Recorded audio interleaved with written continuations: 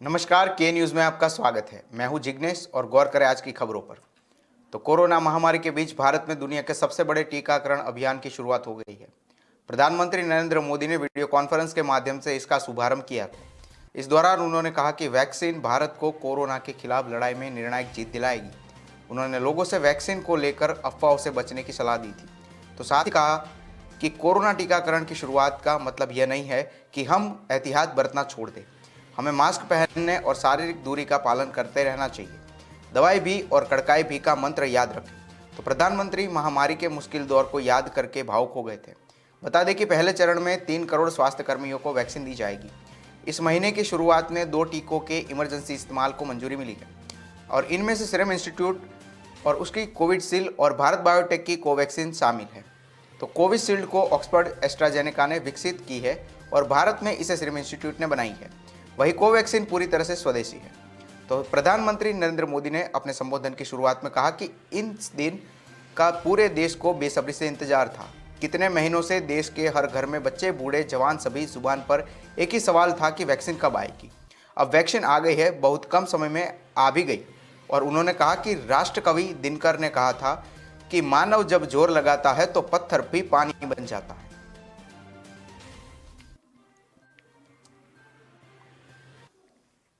तो प्रधानमंत्री किसान सम्मान निधि योजना के पात्र लाभार्थियों को 7वीं किस्त मिल रही है और इस योजना का लक्ष्य देश के अन्नदाताओं की आय में बढ़ोतरी करना है। अगर आप भी किसान हैं और आपको अब तक इस योजना का लाभ नहीं मिल सका है तो आपको इसके लिए रजिस्ट्रेशन कराने में बिल्कुल भी देरी नहीं करनी चाहिए। पीएम किसान की आधिकारिक वेबसाइट के जरिए आप इस योजना के लिए आसानी से रजिस्ट्रेशन करवा सकते हैं। इसके अलावा पीएम किसान के मोबाइल ऐप के जरिए भी इस योजना के लिए आप पंजीकरण कर सकते हैं। तो इस योजना के तहत रजिस्ट्रेशन का प्रोसेस बहुत आसान हो गया है। तो यहाँ कुछ चीज़ों का आपको ध्यान रखना होगा। मसलन अगर आप किसान हैं और ज़मीन आपके नाम पर होनी चाहिए। अगर कृषि भूमि आपके पिता या दादा के नाम पर है तो आपको रजिस्ट्रेशन से पहले ज़मीन को अपने नाम पर करवानी होगी। इसके अलावा अगर आप डॉक्टर, वकील या इंजीनियर जैसे प्रोफेशन में हैं और आप साथ ही खेती करते हैं तो आपको इस योजना का लाभ नहीं मिलेगा। इसके अलावा कई अन्य श्रेणी के लोगों को इस स्कीम का लाभ नहीं मिल पाएगा। आपको पीएम किसान योजना में रजिस्ट्रेशन के लिए अपना आधार नंबर भी तैयार रखना होगा। तो कोरोना वैक्सीन के टीकाकरण की अभियान की शुरुआत हो चुकी है। एम्स के निदेशक डॉक्टर गुलेरिया ने कोरोना का टीका लिया है। कोरोना वायरस कई महीनों से सभी को परेशान कर रहा है। अब कोरोना 19 की वैक्सीन आ गई है और हर कोई खुश है। कुछ महीने से सभी का टीकाकरण हो जाएगा। कई महीनों के संघर्ष के बाद वैज्ञानिकों ने कोरोना वायरस की वैक्सीन बनाने में सफलता पाई। एम्स के निदेशक डॉक्टर संदीप गुलेरिया ने भी एम्स में वैक्सीन का टीका लगवाया है। तो फिल्म अभिनेत्री कंगना रनावत ने इसकी सराहना की और उन्होंने लिखा कि वह अब इंतजार नहीं कर पा रही है। वीडियो में डॉक्टर संदीप गुलेरिया को टीका लगाया जा रहा है और वीडियो शेयर करते हुए कंगना ने लिखा, बहुत बढ़िया, इंतजार नहीं हो रहा है। इसके पहले लॉर्ड ऑफ द रिंग्स के हीरो इयान मैकलेन को कोरोना वायरस वैक्सीन का पहला टीका लगाया गया था, जिसकी शुरुआत इस महीने की जा रही है। तो वैक्सीन लगने के बाद उन्होंने बताया कि वह खुश नसीब और अच्छा महसूस कर रहे हैं। उनके अलावा और भी कई कलाकारों को यह टीका लगाया गया है। तो कोरोना वायरस के टीका के 2 डोज लगाए जा रहे हैं और उन्हें 21 दिनों के अंतराल में दिया जा रहा है। तो कई लोगों की तरह कंगना रनौत भी टीकाकरण से खुश है। तो भारत में दुनिया के सबसे बड़े टीकाकरण अभियान की शुरुआत हो गई है और प्रधानमंत्री नरेंद्र मोदी ने इसका शुभारंभ किया है। तो लद्दाख में तैनात इंडो तिबेटियन बॉर्डर पुलिस के लगभग 20 स्वास्थ्य कर्मियों को शनिवार को कोरोना टीका में 2 महिला अधिकारी, मुख्य चिकित्सा अधिकारी कात्यायनी शर्मा पांडे और चिकित्सा अधिकारी डॉक्टर स्कलजंग आंगमो भी शामिल है। तो टीकाकरण अभियान शुरू होने के बाद केंद्रीय स्वास्थ्य मंत्री डॉक्टर हर्षवर्धन ने कहा कि वो आज बहुत खुश है। वैक्सीन कोरोना के खिलाफ जंग में संजीवनी का काम करेगी। भारत में पहले पोलियो और चेचक के खिलाफ जंग जीती है और अब भारत प्रधानमंत्री नरेंद्र मोदी के नेतृत्व में कोरोना के खिलाफ जंग जीतने के निर्णायक दौर पर पहुंच चुका है। गौरतलब है कि पहले चरण में 3 करोड़ स्वास्थ्य कर्मियों को टीका लगाया जाएगा। डीसीजीआई ने सीरम इंस्टीट्यूट की कोविशील्ड और स्वदेशी भारत बायोटेक की कोवैक्सीन को इमरजेंसी इस्तेमाल की मंजूरी दी है।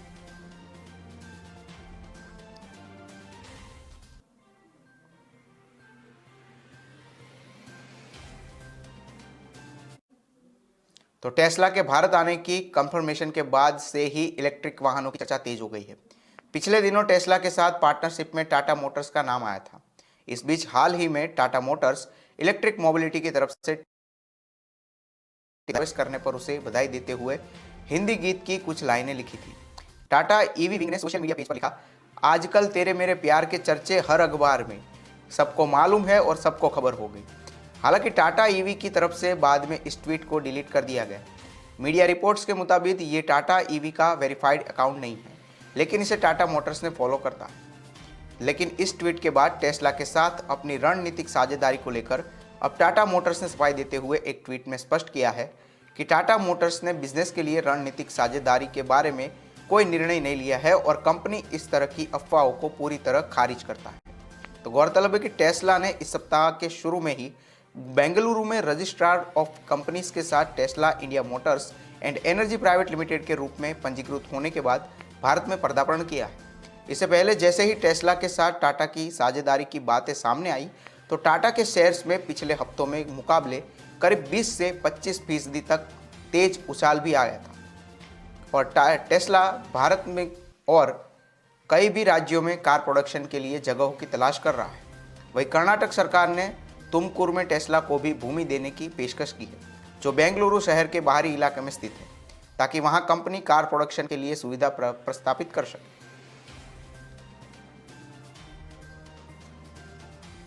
तो पाकिस्तान के मंत्रिमंडल ने प्रधानमंत्री इमरान खान के करीबी सहयोगी नईम बुखारी को मंत्रिमंडल की ओर से यह कदम इस्लामाबाद हाईकोर्ट के फैसले के बाद उठाया है। हाईकोर्ट के फैसले के बाद कैबिनेट की ओर से उठाए गए इस कदम को इमरान खान के लिए एक बड़ा झटका माना जा रहा है। मालूम हो कि बुखारी ने पनामा पेपर लीक मामले में खान की कानूनी टीम की अगुवाई की थी। इस्लामाबाद हाईकोर्ट ने गुरुवार को नईम बुखारी को अरसलान फारूक नाम से शख्स के बुखारी की नियुक्ति को इस्लामाबाद उच्च न्यायालय में चुनौती दी थी। तो अरसलान फारूक की दलील थी कि बुखारी की नियुक्ति सुप्रीम कोर्ट के आदेशों का उल्लंघन है। इस्लामाबाद हाईकोर्ट के मुख्य न्यायाधीश न्यायमूर्ति अतहर मिनल्ला की एक पीठ ने अरसलान फारूक की दलीलें सुनने के बाद अपने फैसले में कहा कि नईम बुखारी की नियुक्ति सर्वोच्च न्यायालय की ओर से साल 2018 में दिए गए फैसले का उल्लंघन है और अदालत ने मंत्रालय को उनके फैसले की समीक्षा के लिए संघीय कैबिनेट के समक्ष एक संशोधित सारांश रखने का निर्देश दिया और मामले की सुनवाई 2 हफ्तों के लिए टाल दी। तो इस सप्ताह सोने की कीमतों में गिरावट दर्ज की गई है। सप्ताह के आखिर में कारोबारी दिन शुक्रवार को 5 फरवरी 2021 के वायदे के सोने की कीमत MCX एक्सचेंज पर 519 रुपये के साथ भारी गिरावट के साथ 48,702 रुपये प्रति 10 ग्राम पर बंद हुई थी। और इसके अलावा 5 अप्रैल 2021 के सोने की वायदे की कीमत इस हफ्ते के आखिरी कारोबारी दिन MCX पर 514 रुपये की गिरावट के साथ 48,715 रुपये प्रति 10 ग्राम पर बंद हुई थी। तो इस हफ्ते सोने के भाव में गिरावट दर्ज हुई है और इस सप्ताह के पहले कारोबारी दिन सोमवार यानी कि 11 जनवरी को MCX पर 5 फरवरी 2021 वायदा सोने का भाव 48,786 रुपये प्रति 10 ग्राम खुला था। वहीं इससे पिछले सत्र में इस सोने की कीमत 48,967 रुपये प्रति 10 ग्राम पर थी और इस प्रकार सोने के भाव में इस हफ्ते 265 रुपये प्रति 10 ग्राम की गिरावट दर्ज हुई है। तो इस हफ्ते के आखिरी कारोबारी दिन शुक्रवार को 5 मार्च 2021 वायदे की चांदी का भाव MCX पर 1,919 रुपये की भारी गिरावट के साथ 64,764 रुपये प्रति किलोग्राम पर बंद हुआ था और इस चांदी का भाव इस हफ्ते के पहले कारोबारी दिन यानी कि सोमवार 11 जनवरी को MCX पर 63,603 रुपये प्रति किलोग्राम पर होला था। तो इससे पहले सत्र में यह 64,231 रुपये प्रति किलोग्राम पर बंद हुआ था। इस तरह इस चांदी के भाव में इस हफ्ते में 533 रुपये प्रति किलोग्राम की बढ़त दर्ज हुई। तो ब्रिटेन से आए नए कोरोना वायरस के वेरिएंट ने भारत में 116 लोगों को अपनी चपेट में लिया है। यह जानकारी केंद्रीय स्वास्थ्य मंत्रालय ने शनिवार को दी और मंत्रालय ने बताया कि ब्रिटेन से आए वायरस के नए वेरिएंट जीनोम के कारण देश में अब तक कुल 16 लोग संक्रमित हो चुके हैं। इन सभी को आइसोलेशन में रख दिया गया है और संबंधित राज्यों में इनके लिए हेल्थ केयर सुविधाएं निर्धारित की गई जिसमें इन्हें रखा गया है। इनके करीबी संपर्क वाले लोगों को भी क्वारंटाइन किया गया है। इसके अलावा इनके साथ सफर करने वाले यात्रियों, परिवार के कंटेंट और अन्य लोगों के लिए कंटेंट ट्रेसिंग शुरू कर दिया गया है। हालात पर सावधानी और सतर्कता के साथ निगरानी भी की जा रही है और राज्यों को नियमित तौर पर आवश्यक सलाह भी दी जा रही है। बता दें कि 11 जनवरी तक देश में कोरोना वायरस के इस नए प्रकार से संक्रमित लोगों की संख्या 96 पर थी। तो खबरों में आगे गौर करें, इससे पहले लेते एक छोटा सा break.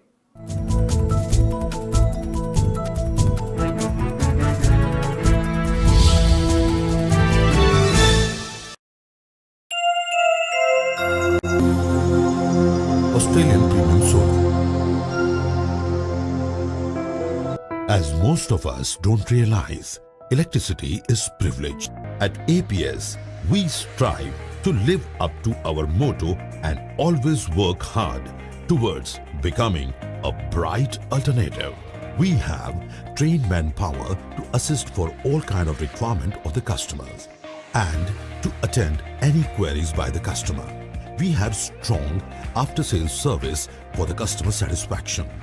Our team work in a sync with a great teamwork. APS.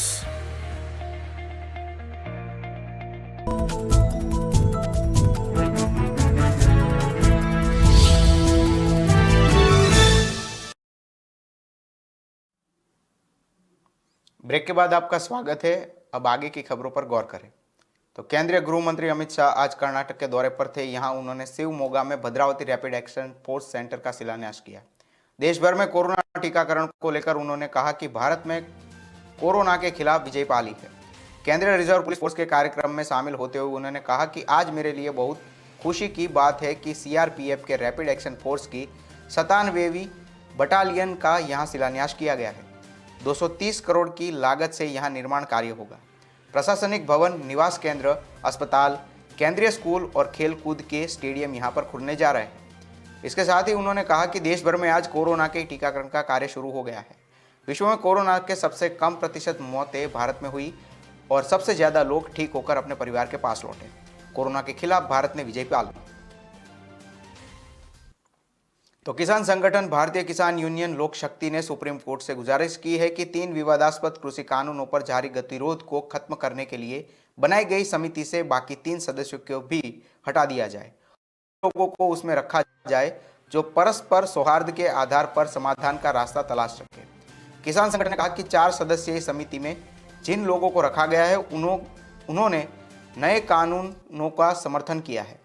ऐसे में इन लोगों को समिति में बरकरार रखना नैसर्गिक न्याय के सिद्धांत का उल्लंघन है। तो भारतीय किसान यूनियन लोक शक्ति उन 40 किसान संगठनों में शामिल है जो नए कृषि कानूनों को वापस लेने की मांग कर रहा है। यही नहीं, शिकायतों को सुनने और जारी गतिरोध के समाधान के लिए 4 सदस्यीय समिति को गठित किया गया है। इस समिति के अन्य सदस्यों में अंतर्राष्ट्रीय खाद्य नीति शोध संस्थान के दक्षिण एशिया के निदेशक डॉक्टर प्रमोद कुमार जोशी, कृषि अर्थशास्त्री अशोक गुलाटी और शेतकारी संगठन के अध्यक्ष अनिल घानावत शामिल है। भारतीय किसान यूनियन लोक शक्ति के वकील एपी सिंह ने शीर्ष अदालत से कहा कि समिति से इन तीनों सदस्यों को हटाया जाए और उन्हें रखा जाए जो सौहार्द के आधार पर समाधान निकाल सके।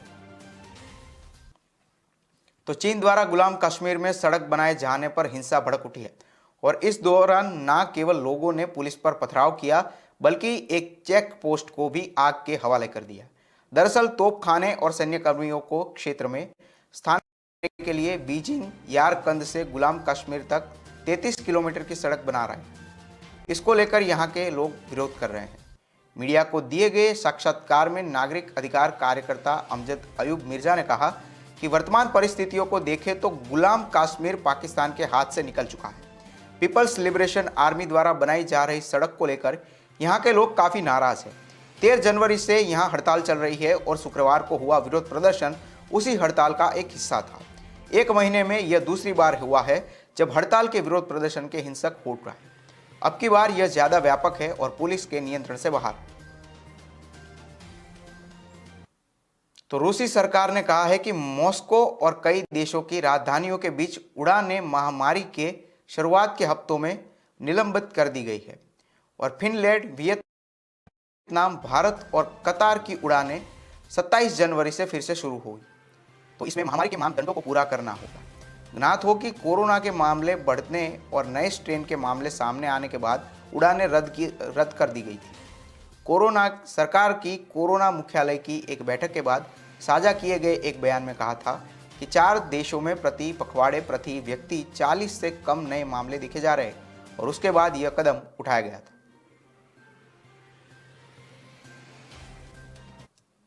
तो देश में शनिवार से कोरोना वायरस के खिलाफ दुनिया के सबसे बड़े टीकाकरण अभियान की शुरुआत के साथ अधिकारियों ने वैक्सीन पर केंद्रित नई कॉलर ट्यून भी जारी कर दी है।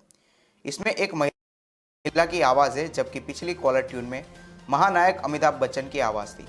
कई कॉलर ट्यून में कोरोना के खिलाफ टीकाकरण अभियान के प्रति जागरूकता फैलाने और अफवाहों से बचने की बात की गई थी।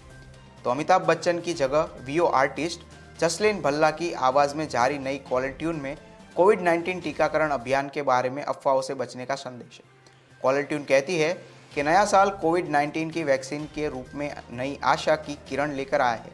भारत में बनी वैक्सीन सुरक्षित और प्रभावी है। कोविड के विरुद्ध हमें प्रतिरोधक क्षमता देती है। भारतीय वैक्सीन पर भरोसा करें। अपनी बारी आने पर वैक्सीन जरूर लगवाएं, अफवाहों पर भरोसा न करें।